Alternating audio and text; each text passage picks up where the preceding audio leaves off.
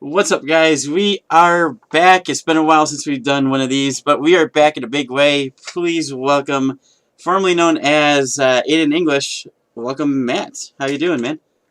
Good, man. Thanks for having me. Hey, anytime, anytime. So as anybody that hasn't watched wrestling or anybody that's coming in that does like gaming and stuff, what is it that you do, that you used to do, and tell them a little bit about yourself. Yeah, no, I for the better part of the last 10 years. I mean, God, yeah, actually this year, January of this year was 10 years in the pro wrestling industry. Really. I just started my training in early 2011. And then I kind of caught a lucky break and I was in WWE by 2012 and down in their developmental program in Florida, and then came through NXT, and then came onto their main traveling roster, and I spent a couple of years there until last year. But yeah, it's been a wild ride as a professional, tight swearing, play fighting, singing, dancing, everything kind of performer. It's a hell of an industry. Yeah, and I did a little bit of research, as anybody should when doing these things. So you started out in 2012 from wrestling, but before then you did some acting, right? Yeah, I did acting in high school, and then actually I went to college for theater. I got a degree in theater, which sounds so funny every time I say it out loud. But yeah, I have a degree in acting. Hey, I mean, so that's where I can actually kind of relate to that because I started out with my history. I did a bunch of music. I'm a music guy. Like I can play pretty much any instrument by hearing and uh, just pick it up in like 5 minutes. Like I have a piano over there. I can't read any music, but I can literally play you any song pretty much in 5 minutes. And like I switched from doing that to theater in college as well. So I was actually the tech side of it. So I wasn't in it, like on the stage, but like I've done a lot of spotlights, building sets, and being around the stage. Sure, no, absolutely. But yeah, I totally get the aspect like that. That's a lot of fun being in that setting. So what brought you from theater to wrestling? Like what made that connection? Like was it watching it on TV or kind of Oh like yeah, training or? I wanted to, wrestling was the goal and the dream first and foremost before acting. I never planned to be an actor. Um, I wanted to be a wrestler since I was probably. I mean, I have this little picture back here that I didn't even know.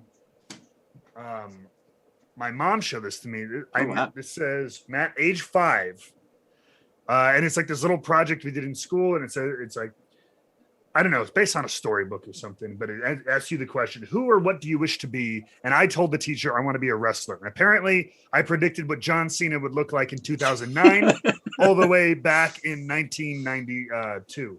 So I was ahead of 1992. my Wow.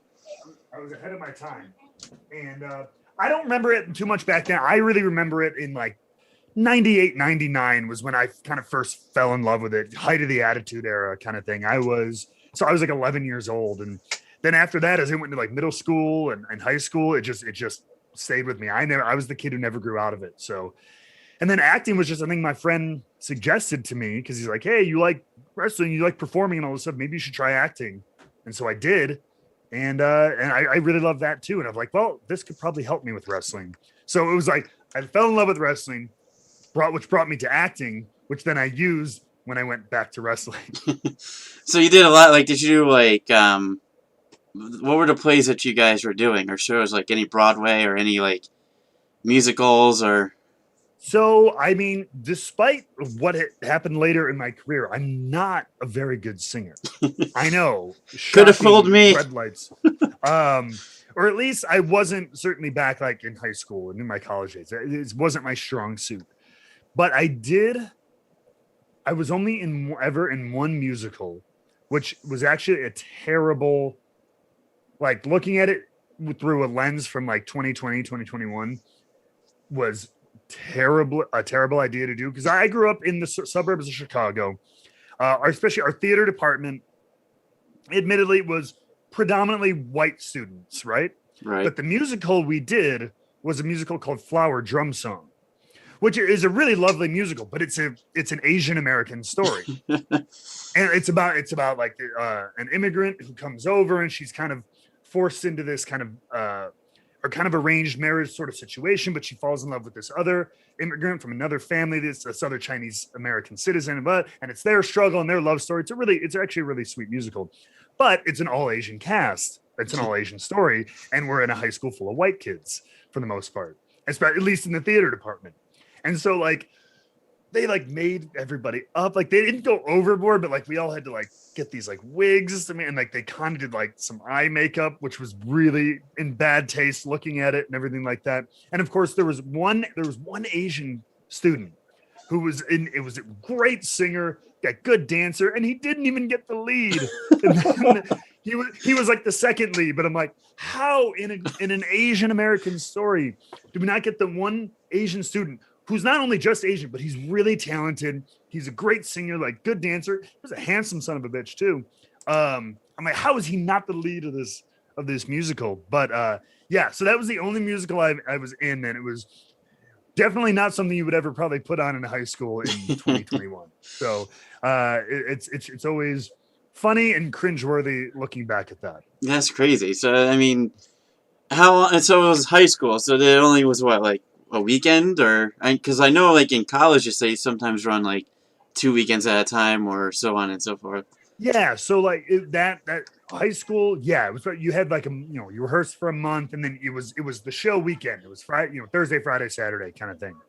And then yeah, college was trying to be a little bit more like a professional thing. So you'd rehearse, and then we'd have like a month full of weekends. So it'd be like 4 weekends in a row, Thursday, Friday, Saturday, Sunday, or something like that. Yeah, that sounds a little bit familiar. We did like so I like the Halloween time ones. Like I'm a huge horror guy. So we did the Addams Family one, which is really cool. We did like some of like the Holy Grail one was pretty fun.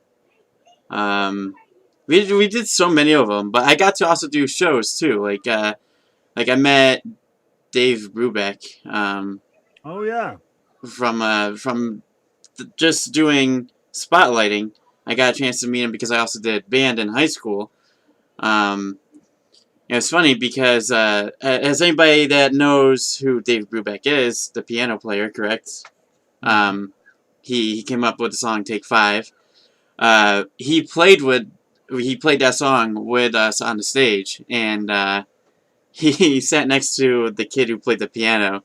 And at the end of it, like, he wouldn't stop shaking. And we're like, dude, what's wrong? And he's like, I just play with Dave Brubeck. Come on. Yeah. But, like, we've seen, like, the season 1 winner of The Voice came into the show that I did spotlight for him for. It was just so cool, that little tiny part of the show.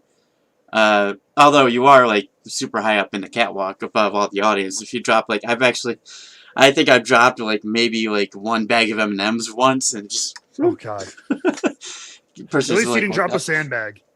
No, I can't imagine. That'd be nope. Almost dropped my phone though, which would have been interesting, especially for like young Frankenstein. He's alive. But so before you got into WWE, you did some indie circuit stuff, right? You did like back in 2011, right? It was you were under name of Matt Marquis, correct? That is true. I mean, I would hardly classify it as like a run on the indies. I came because I trained down at FCW because they offered like a class on the side, Steve Kern at the time. And it was just like any other school, like you paid for 3 months of training or whatever like that. And I trained down there, and it was a good time. But then I came back to Chicago, and I could probably count right now. I know I had 1, 2, 3. Like I had less than 10 matches on the indies before getting the call from WWE and developmental and signing that contract. You did. You were in a tag team too before then. The Right Stuff, correct?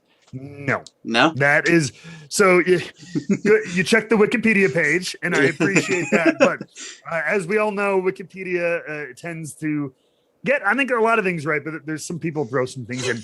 I tagged with this guy, Barry Wright, super nice guy, on one show, One show. totally randomly. It was like I'd never done tag team stuff, and like they were like, "Hey, we're doing like a 4-way tag. We need you guys are gonna tag up together." I was like, "Okay, cool, nice to meet you. What do you want to like? Do we need to call ourselves?" So we're like, "Yeah, you're Barry Wright. I'm this new kid who just got here. We'll be called the right stuff." I remember in that match, the only thing I remember is we did because he's kind of a shorter guy and I was taller.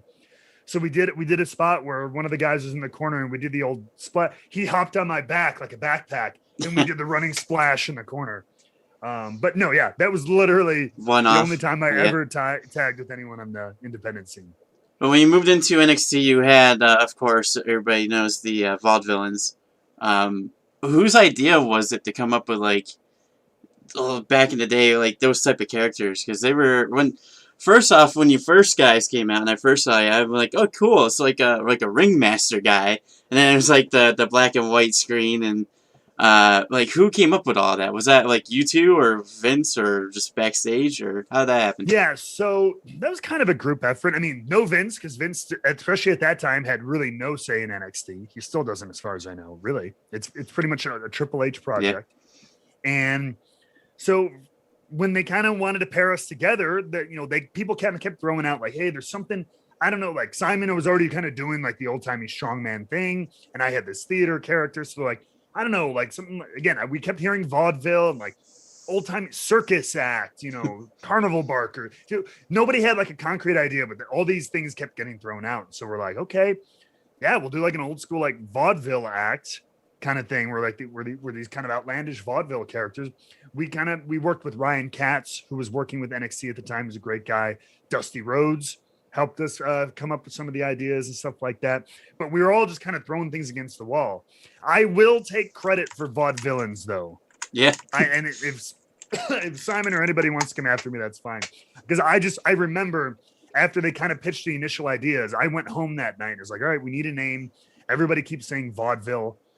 I assume we're going to be bad guys because I've always been a bad guy. I'm like, so we'll be villains. But I'm like, well, vaudevillains, that sounds cute. Like, I'll throw that at them. Not expecting them to love it, but everyone's like, cool, we love it. Let's use it. So, and it stuck. Yeah, I can only imagine what you guys would have been or could have been called. Like, so many names out there. Even. No kidding. But so, did you know Simon before the teaming up, or like, did you guys like talk before? Or I mean, so he came to WWE right when the Performance Center opened. So when everything moved from like FCW to NXT, and then the Vaudevillains were a few months after that. So like, I mean, I had met him and we exchanged a few words, but we hadn't really worked together before. We hadn't really like gotten super close before. So it was kind of new to both of us. So we kind of had to get to know each other and how each other worked on the fly and everything like that. Cause it went from idea to like being on shows to being on TV in a pretty quick time frame because they were looking for tag teams at the time. So right. it all happened probably within month and a half. Oh, wow. So, that's quick. Yeah. Well, I wouldn't be surprised if you guys asked this a lot, but going back, do you remember that night when you guys teamed up facing Enzo and Cass? The incident with the bottom rope? Oh God, yeah. No, of course. I mean, yeah, that was our first pay-per-view match on the main roster. It's hard to forget that one. Yeah. What was going through your mind when you saw that? Like, that happened, you're just like, oh, like I hope he's okay. That wasn't supposed to happen. That was all that was going through my head was I hope he's okay. Yeah, because believe it or not, guys, people actually in wrestling don't anticipate hurting each other. So no, that's the goal is to not do so. But I mean, it kind of that, and I talked to Enzo too. He didn't mention that didn't even come up, I don't think. But it's just I remember watching that on TV and being like, that looked like it hurt, or he got hit hard with that, and then he kept showing the replays of it. I'm like, but you also mentioned, so you kind of went off on your own once Simon ultimately got released, unfortunately. But then you started doing your own thing, like with the singing. Like, did they come to you? They're like, yeah, we want you to sing now. Like, nope, they didn't come to me with anything. No. All I found out was that Simon had gotten his release or whatever, and so we're like, all right, we'll use you for on your own for single stuff. That was it. I wasn't even told if I was going to be used or how or anything. So I was like, all right, I'm bringing kind of a new version of the artiste back, which it was kind of my original NXT intro. I'll sing my own songs to the ring, and that's where I started coming up with the Maestro of Mayhem, the Shakespeare of Song, all that kind of stuff, because I would just sing that stuff on them. It started on house shows, and I really wanted to take that artiste gimmick and really kind of evolve it at some point, and started busting out the painting. One of my favorite things, the paintings on the tights, which I love. Yes. I was so happy I could do that because they're always so sketchy about like public works. Like they don't, of course, no logos, nothing with that's known elsewhere because they don't want to ever infringe on any public or copyright and everything. But once I found out, I'm like, I'm going to only use paintings that are public domain, which a lot of these famous paintings are because they're so old.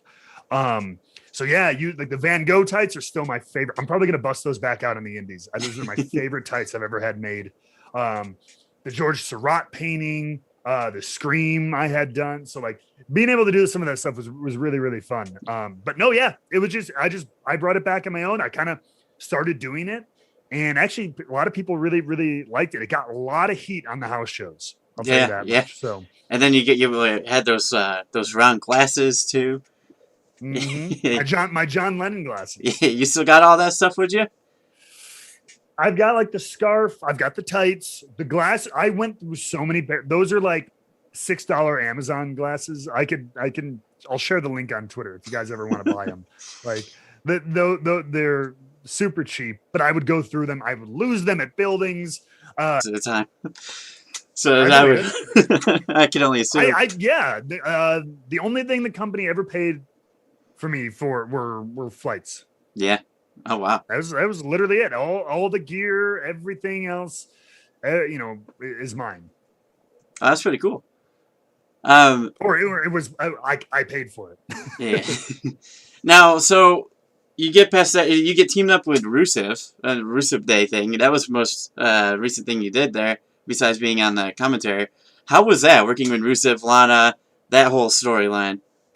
I mean, aside from the end of it all, which kind of sucked, and I've gone on record with that. But most of that, it was a blast. That's probably the most fun I've had in my career thus far, and it was. I've said this before, but man, I felt like it was just a chance for the two of us we both kind of got to be at least finally like at least a version of ourselves, like kind of in real life, which is cool because I always talk about we had both kind of been pigeonholed.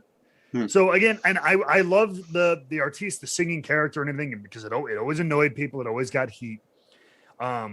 But once that works, that's all they want you to do, right? You got to be that singing guy, and then you're the goofy singing guy, and that's all you are. And even though I was doing the singing with Rusev, like with our backstage segments, we got to be like funny, we got to be like charismatic, we got to be kind of serious at times, stuff like that. They actually let us have a range of things. And Rusev was the same thing. He had always been the big brooding foreign bad guy who didn't really get to talk much and was just beating people up and scowling. And all of a sudden he starts to get cracking joke. And Miro is a really entertaining guy. And so he was finally kind of getting to do that and show his real charisma out there. And so I always saw it as, even though it was all about people chanting Rusev Day, I'm like, to me, Rusev Day was two guys who had kind of always been kept in a box, getting to shine their, real personalities through a little bit. Oh yeah, it got over super hard at the end. Like especially, there was even Aiden Day, like especially when like you brought Lana as the little wedge that was trying to drive you guys apart. But like, was that? Did they say the outcome of the story? Like when you guys were like, oh, so he's gonna come in and just like destroy the team, or it's gonna be like a jealousy thing, or did they have a set plan to end it, or was it kind of like we'll go along and? Yeah, like they never had anything set for us ever, really. So I think originally when they brought Lana in, I think that was kind of the idea of like, all right, here's a way to get maybe split them, and maybe Rusev does something else on his own or with Lana or whatever. And so they brought her in, and I kind of saw that. They never explained that to me, What? but I was like, okay. Once or twice, they were like, "Hey, this is where it's starting." And I'm like, "Okay."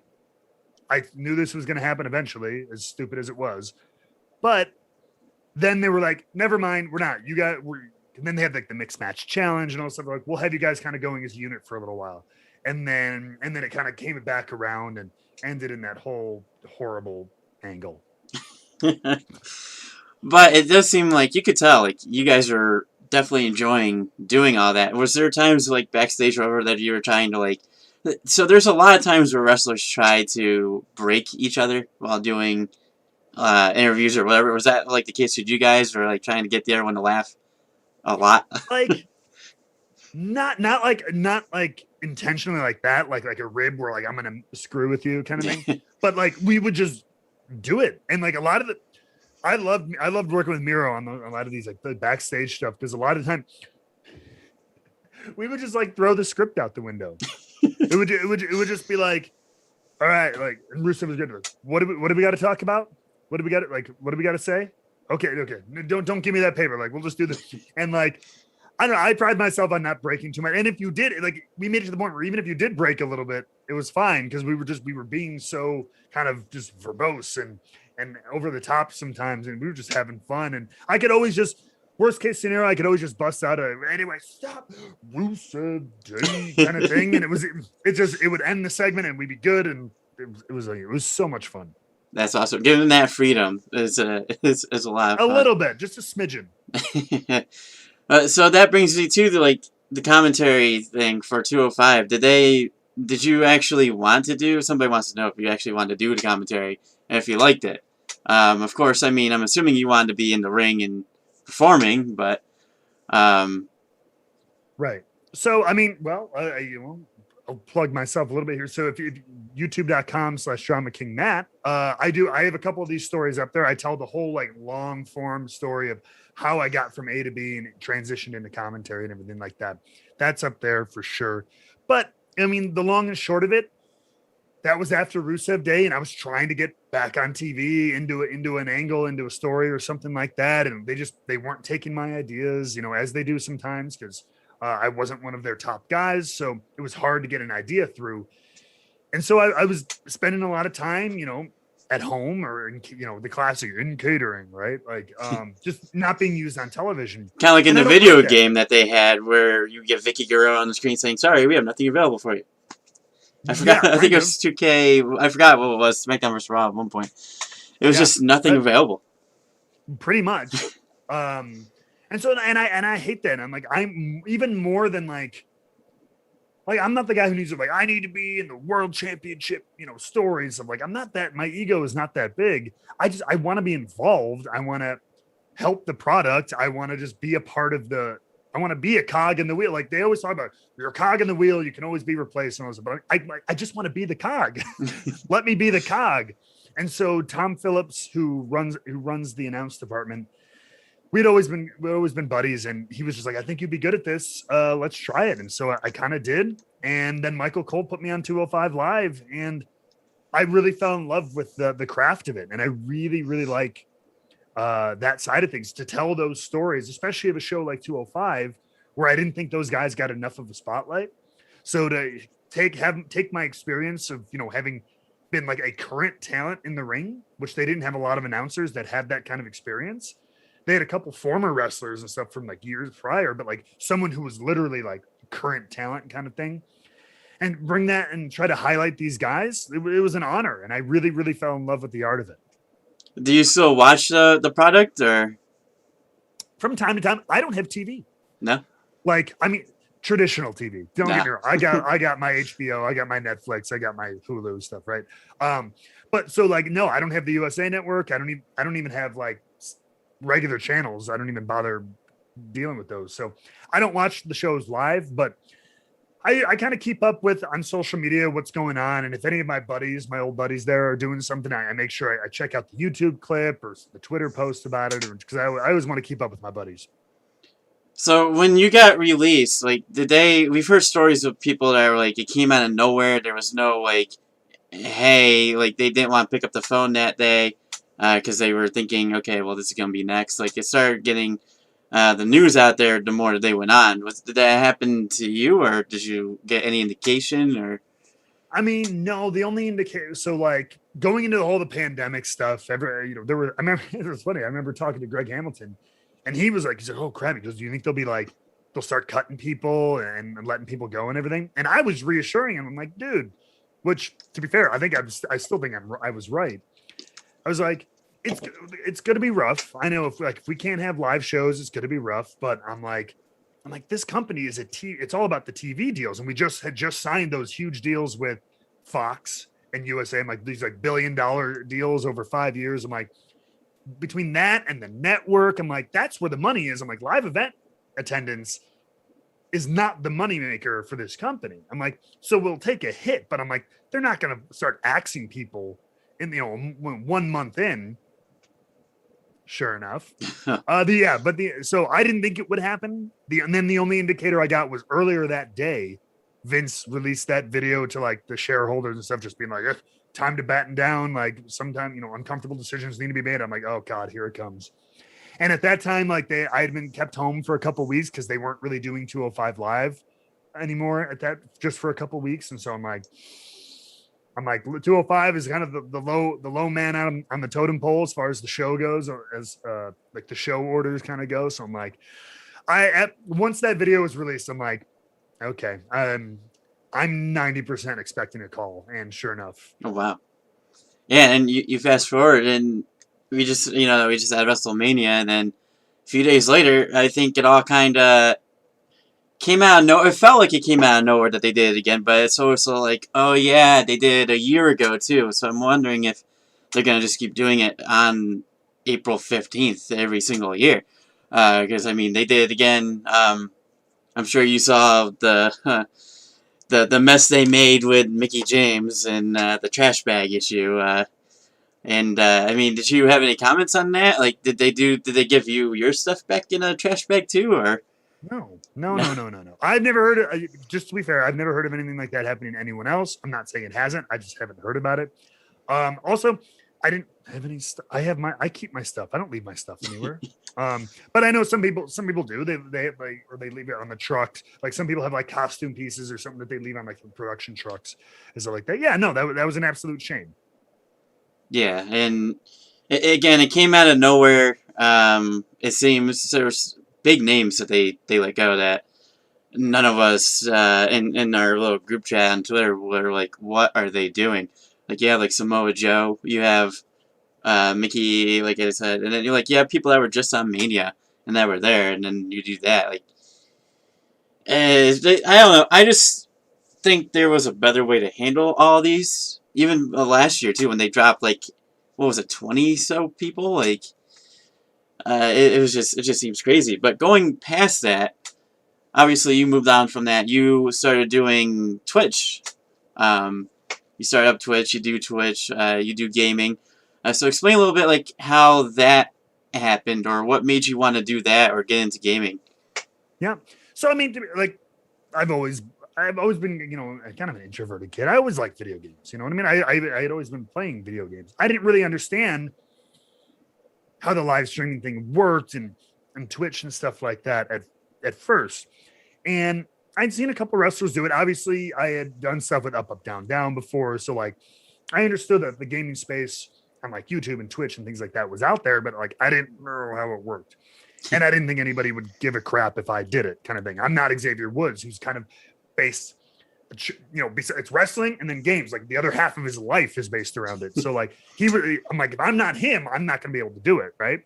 And then I saw people, and Miro started doing it, and other people started doing it. And so I will fully admit, at the start, I was just like, all right, I'll be another wrestler who hops on Twitch, see if I can make a few bucks, especially because there were no events. So I'm like, I can't even wrestle to earn a living. So I'm like, maybe I can kind of communicate with some of the fans, and if a couple dollars come through or something, great. And I don't know, I'll try it for a month and we'll see what happens.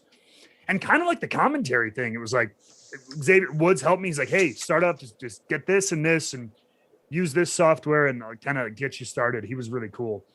And then was like, okay. And then that's where I fell off the cliff into all. I love the whole platform of it. So it grew not beyond just like, I'll do this as a hobby and I'm a wrestler who's on Twitch like everyone else. I'm like, nope, this is a whole nother ball game, ladies and gentlemen.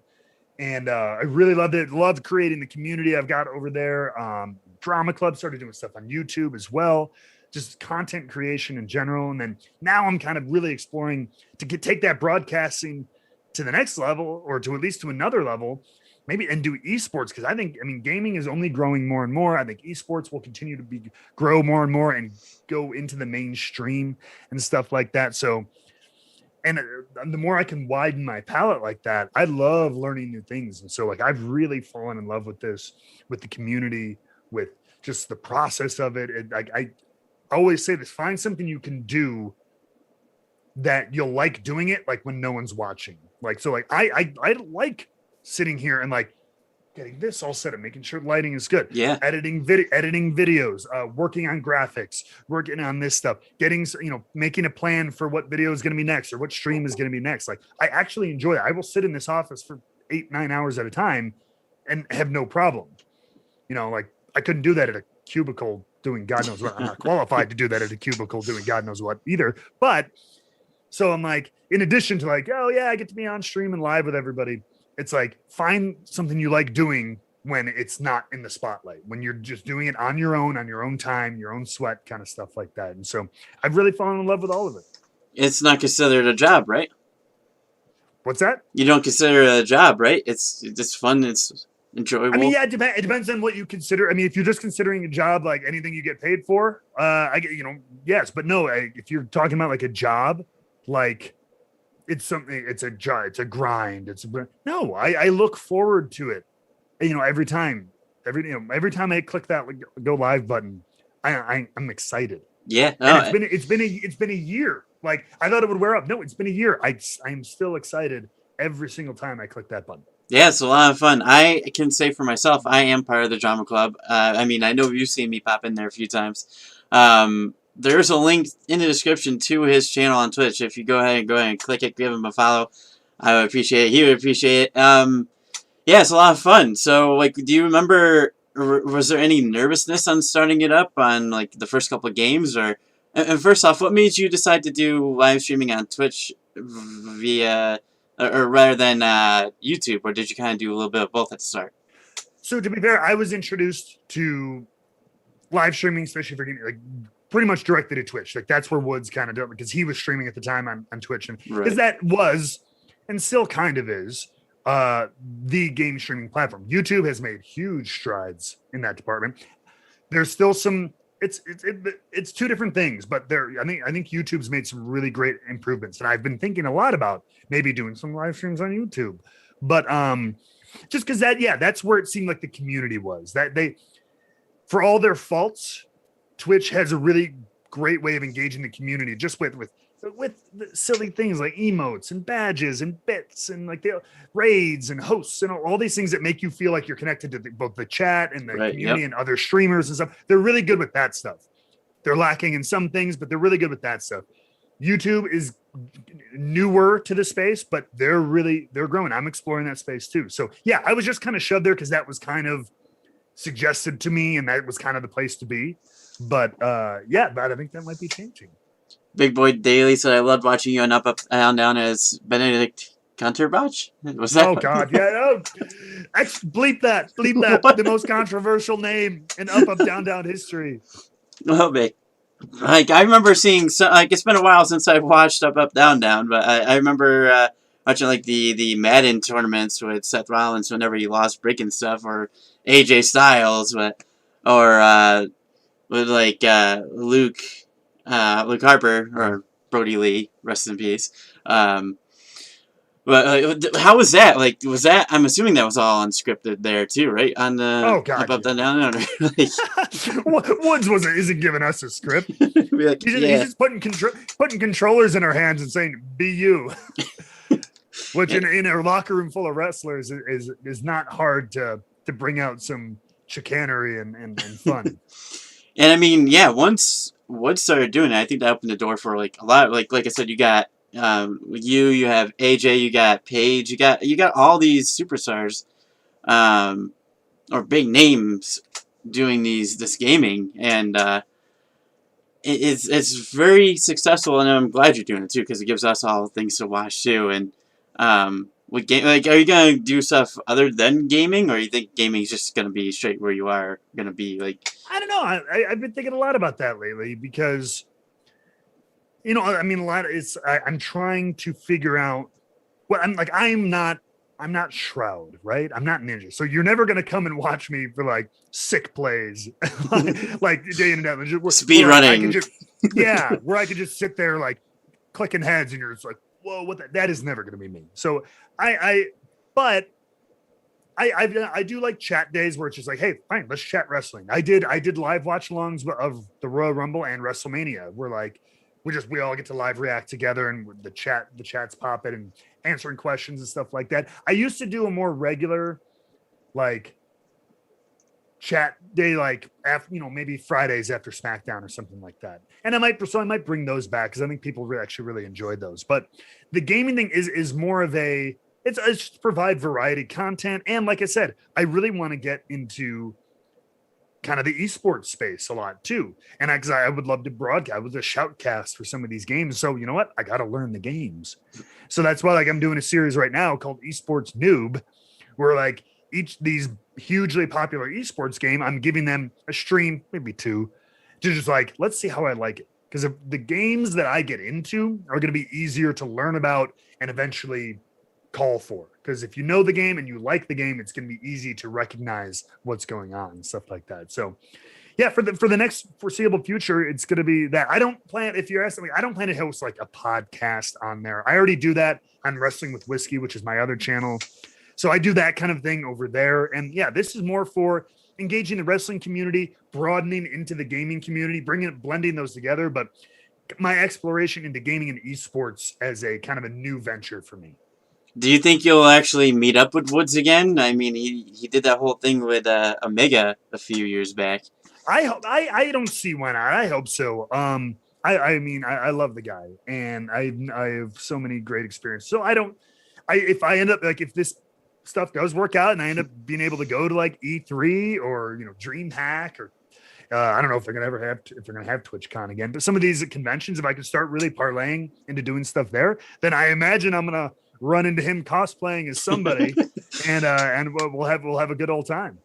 And I know you're starting to take bookings. You're starting to get back into wrestling again. So people want to know like what's next for you? Like, are you thinking of like Impact or New Japan or AEW or any of these big companies? Or I've said it before. I'm open to all of them. You know what I mean? Like I have reached out to some of them. But at the end of the day, it's up to them. You know what I mean? I can't say I'm coming to your company. That's the one thing I love the fans. You guys are awesome. But I get asked every day, why don't you go to Impact? Why don't you go to AEW? I'm like, if it was easy as just going to them, like just showing up at the door, I would love to. But I've reached out and I've done this or whatever. And at the end of the day, it's up to them to pull the trigger and see how I fit into what they're doing and stuff like that. But I love what Impact is doing. I've got a lot of friends there. I love what AEW is doing. I've got a lot of friends there. I like what they're doing together. So I think that is an incredibly unique and interesting scenario just with those companies. New Japan is obviously very, very unique. It's such a cool, interesting product. My buddy Juice is kicking ass with them and stuff like that. I mean, then you got Ring of Honor, you've got MLW. There's a lot of cool wrestling that's surviving this pandemic. It's not just WWE. Like these other companies still scrapping along. And I think once we can start getting people back, those companies are going to be even better and better as people are just really want to get back into attending wrestling events and TV tapings and stuff like that. So I think there's a good future for, I don't even want to call it independent wrestling because it's like just maybe other like non-WWE wrestling, I guess, is kind of what between all those companies, because I think there's a bright future for all of that kind of stuff. Yeah, no, so my buddy, his name's Johnny Bates. He's training. He's around 15 years old. He's training to become a wrestler himself. He does some training, and he's from the UK. He loves Rosemary from TNA. And And so they just had their what was it, the Hardcore Justice match a few weeks ago on April 10th, and I actually bought him the thumbtacks they used in the match, or match thumbtacks. There you go. Found him, I don't know, just randomly scrolling through Twitter, and you know how like pop-up ads pop up, and this one was legit because Rosemary herself tweeted about it and said, "Oh, hey, these are on eBay." I'm like, all right, well, hey, cool, this will work. So yeah, that'll be shipped out to him in the UK. Speaking of thumbtacks, though, have you ever fallen into them before, or God, no. would you ever do that? Consider it? If... like I'm not huge into like stuff like that, but I'm also not for the right payoff in the right scenario. Sure, I'm not just gonna like. I don't want to show up one day and like, hey, we booked you in a hardcore match where you're doing it. Like, no, why? if I'm in a story with someone for 6 months or something like that, and the story calls for that, then hey, I believe in doing it. But yeah, not just randomly. Do you see yourself kind of like going back to kind of like example like Drew McIntyre? He was let go, but then he came back, this monster now in the main event picture. Do you see that kind of happening to you down the road, or do you have any interest in going back to the E? Or I mean, if I can get that jacked, that would be amazing. No, so in wrestling, and honestly with everything, I believe in you never say no. You never really shut things out, because I think that's foolish. Unless there's some horrible like moral defining thing that like you can't go against or whatever. And I totally understand that. But generally speaking, with opportunity, I'm always ears always open kind of thing, right? So, but do I see that kind of a path for me? If you ask me right now where I am, I would say probably not. Where I'm at, the way I know right now, like I'm viewed by the people who are in charge at WWE. I know how I'm viewed, at least in the near future. The only reason I would ever go back there is money. And I don't like that.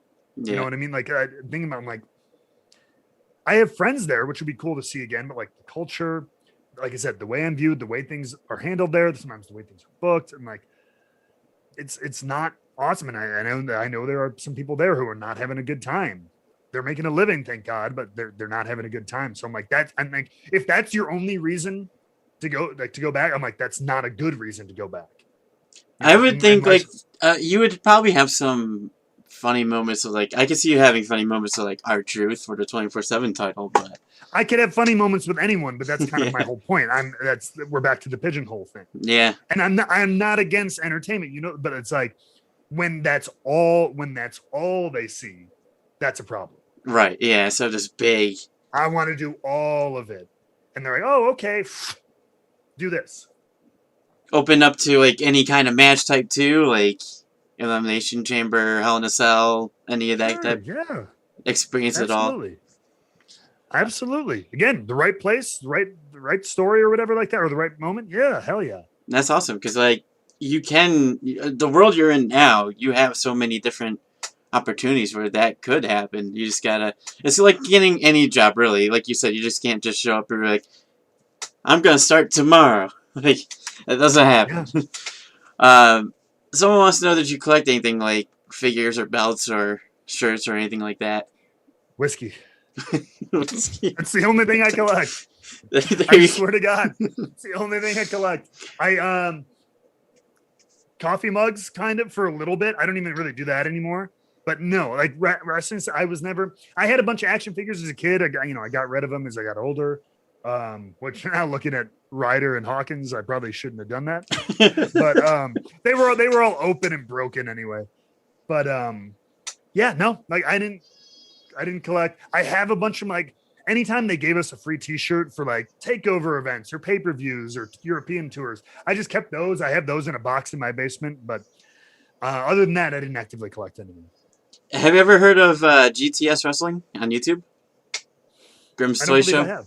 It's great, yes, yeah, Grimm's I've heard of, absolutely. Yeah. So I've been talking. So Grimm, I consider a friend of mine now too. Like I've talked to a lot of the roster on there, and would you consider like taking time to go down there for a few matches, or because I know you got James Ellsworth down there, Thunder I, Rosa I, was on there. as I said, I'm open. I'm open to anything. My inbox is open. That's cool to know. I would love to see you on an episode, but they do a lot of those hardcore back. Well, back in the day, they did a lot of hardcore death matches all the time, but uh, jumping out of trees, doing that kind of stuff. But Yeah, it might have to up my fee a little bit if that's really what they want. Let's put it light that way. tubes, Yeah, no. See, no, that's a big no unless you've got a stupid paycheck on the line there. I'll do that. 50 grand. 50 grand. I'll do barbed wire light tubes, okay? Barbed wire light tubes, yeah. Because I'm gonna have to spend half of that on the hospital bills afterwards. Yeah, I was gonna say hospital taking care of ambulance. tetanus. Yeah. So you've been playing a lot of games. Do you have a favorite game that you played, or like since streaming kind of thing? Like, yeah. Yeah, no, my biggest thing right now is Overwatch. I got into Overwatch, which kind of is really what sparked the esports thing. Because I'm like, oh, this is really cool. Because I was always super intimidated by competitive games. You know what I mean? Again, shy kid. I'm a shy, introverted kid. I love my single player RPGs.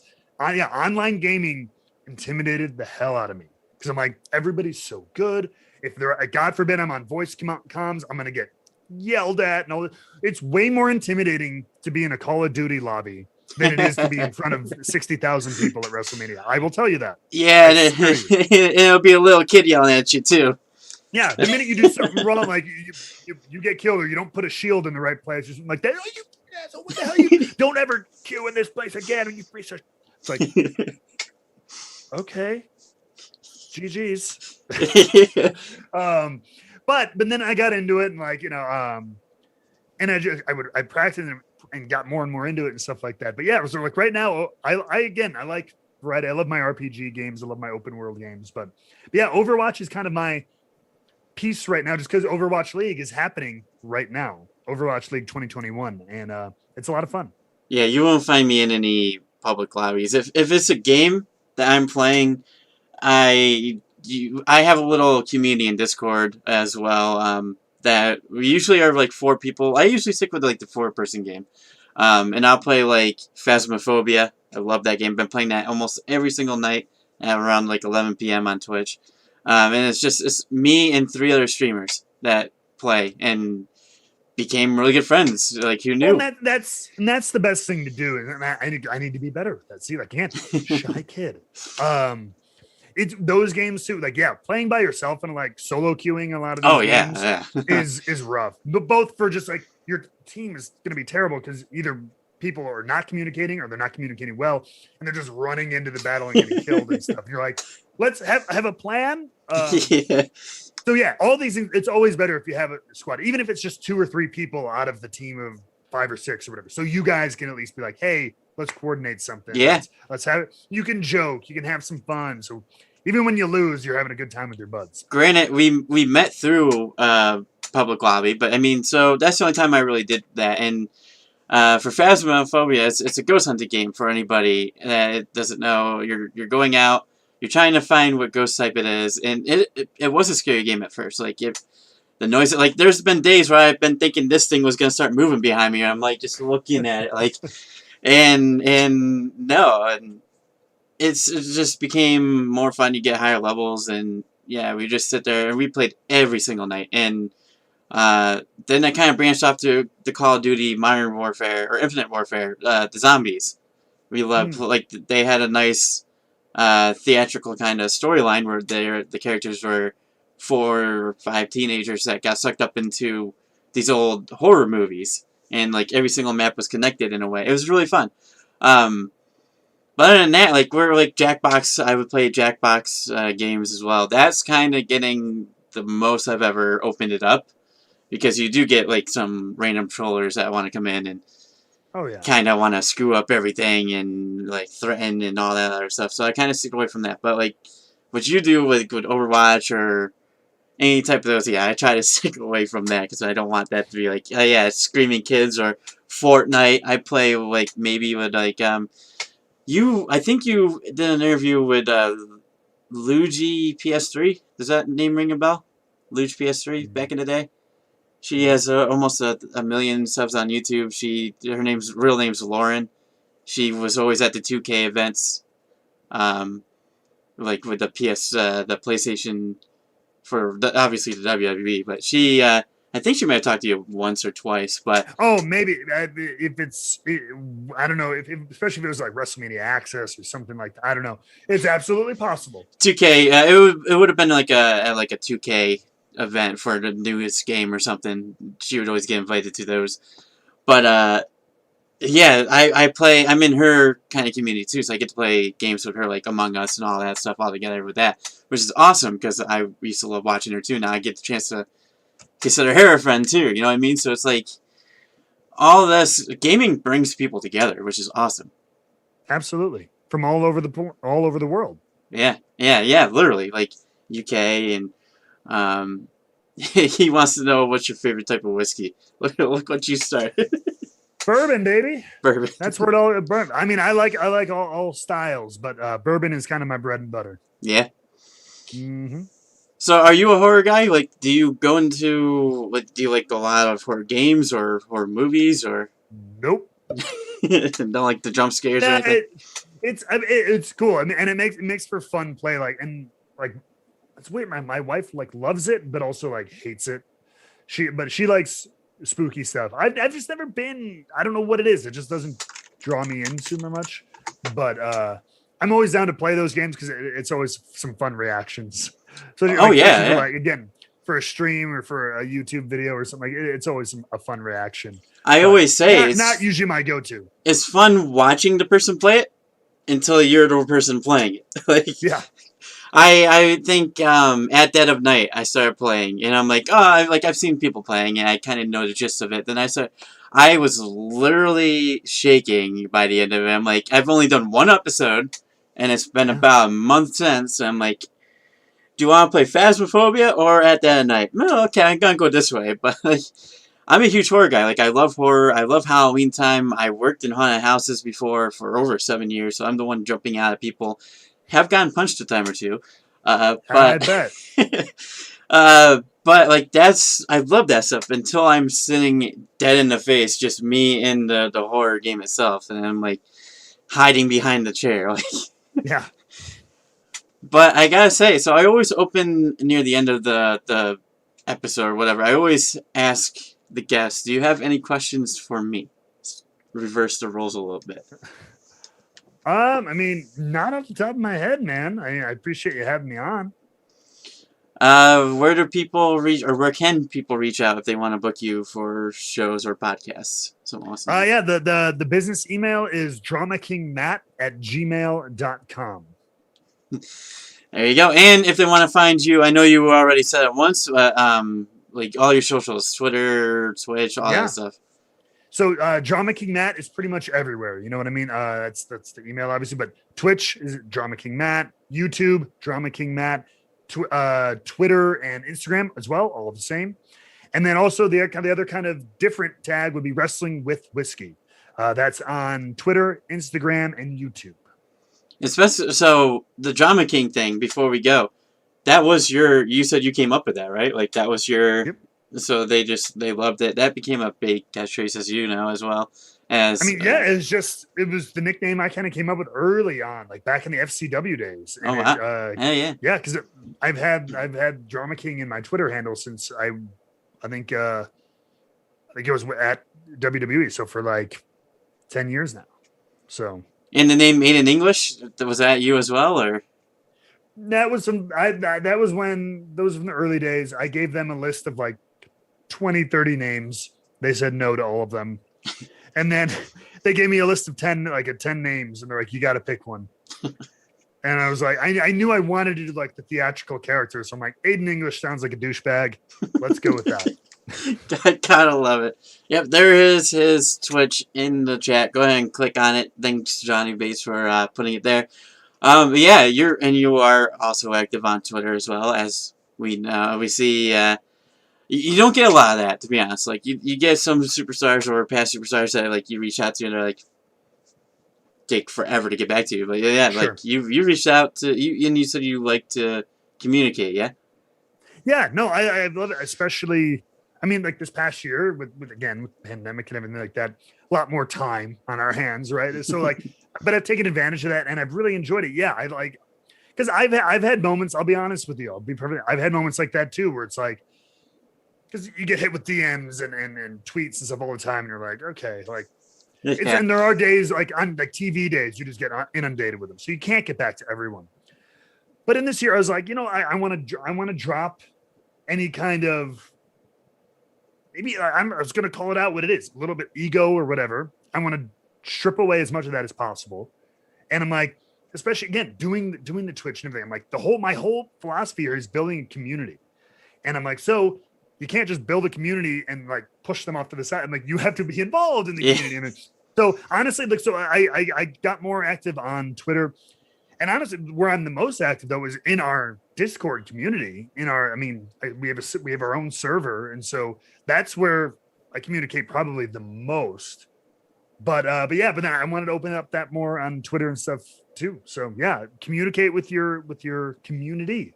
Is that the same as everything else that Drama King Matt?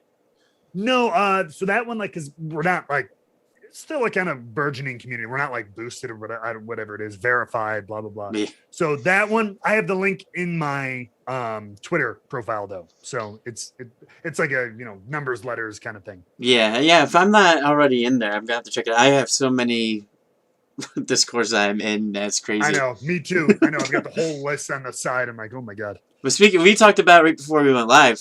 We just got the announcement from PlayStation that they're merging with Discord. What are your thoughts on stream from that? I think it could be cool. I was just communicating in the Discord about it. That's how I found out, and that's always been a problem like that I've had with someone like even my buddies. Like I have a friend who's a hardcore PlayStation guy, and we want to play. And there are a lot of games that are getting more and more crossplay, which is very cool. But not all of them have crossplay like voice chat, or sometimes the game doesn't have any voice chat. And so, like, if you want to communicate with someone without like sitting on your phone on a three-way call or on Discord chat on your phone, you're just what communicating via emotes, like your character waving, "Come over here." Yep. So if there's going to be kind of a dedicated app on the PlayStation home screen where you can log into Discord and at least jump into a voice, access a voice channel, so you can with your gaming headset on your PlayStation communicate with your friend who's on the Discord app on his PC, kind of thing. I think it streamlines a lot of stuff. I don't know if that'll happen, but I would imagine with this partnership, it's much, much more likely of a possibility. Yeah, that'd be cool because I remember playing with my buddies. We were playing Portal 2, and I mean, there's no voice chat in that whatsoever. I mean, there is like you can have your characters wave, like you said, wave or high five each other, but it was on PC luckily, so we were able to jump into Discord chat. But like, if it was anything for like the PS4 that I would want to play off of the PC, it'd be kind of SLL. So I mean, absolutely. Yeah, I'm ready for it. Did they? I didn't get all the details from it. I actually found out because of your tweet, believe it or not. Like, I saw that, and I'm like, oh, wait, hey, that's pretty cool. Did they give a date for that or anything? Or so that they didn't even say that in the announcement, like what I was just talking about. They didn't say. It was just very business. It was like, hey, we've decided we've bought a minority stake as part of their most recent series of raising money and stuff like that. And we're looking forward to the partnership going forward. Very just like cut and dry PSA kind of stuff. They didn't give any details on any concrete plans, but that was just where my head went with possibilities. That's just a bold prediction on my part. I would love it for them to merge with because I'm a PS4 guy. I don't do really any Xbox or anything like that. Never really have. If they were to put Steam on consoles, that would be cool. It would be interesting. Yeah, because like if you want to play some of these older games, you have to play it on the PC right now, and I mean I don't know even if that's even possible. Like I know they just came out with PS5, but do you have one of those? PS5? No. Were you able to get one? I do want one because I much prefer the PC gaming now, but there are a couple PS5 exclusives that I do want. So hopefully at some point, I can get my hands on one. PlayStation, hit me up. Yeah, sponsorships. Do you play like Overwatch, or are you using keyboard and mouse for that, or you use like Hmm. controllers? Well, I give you Oh, so much I'm credit. all keyboard.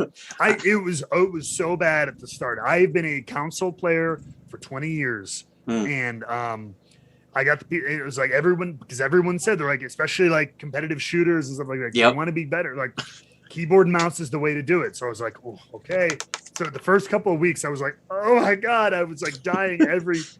But as I got more and more used to it, I see the advantage. Yeah, I literally have my PS4 controller right here for when we play Yeah, zombies. I can't. I don't. Maybe I just need to just keep practicing with it, but just the movements are so crazy that like you just move and you're like, oh, I'm going this way, yeah, or you forget yeah. which one you're pushing and you're ending up going the wrong way. It takes some getting used to. Yeah. Oh, hey, I appreciate you taking the time out. And speaking with us, I see there's quite a bit of people that jumped in. Hopefully, they go over to the Twitch and the Twitter and support you guys as well. Are you streaming? When are you streaming again? Your next Right. stream? Yeah, it'll be tomorrow night, 5 p.m. Central Time. I usually stream every Tuesday, Thursday, Saturday, Sunday right now. That's the schedule. And if that ever changes, I'll probably shoot out a tweet. And again, I always let the Discord know if and when that changes, though. So 5 p.m. Central all the time, Tuesday, Thursday, Saturday, Sunday. All right, yeah. And if I'm able to pop in, I try to pop in when I'm not working because I work retail management job, and that kind of like I would love to be streaming all the time, or love to be making content Sure. every day of the week. But yeah, if I'm able to pop by, I will damn well be there. So Appreciate it. thanks for stopping by, and we will see you guys in the next video, or I think the next one. I know I've been saying it for a while. The next one might be Lita, but I'm still trying to get word on when we're doing that one. So we'll see you in the next video, guys.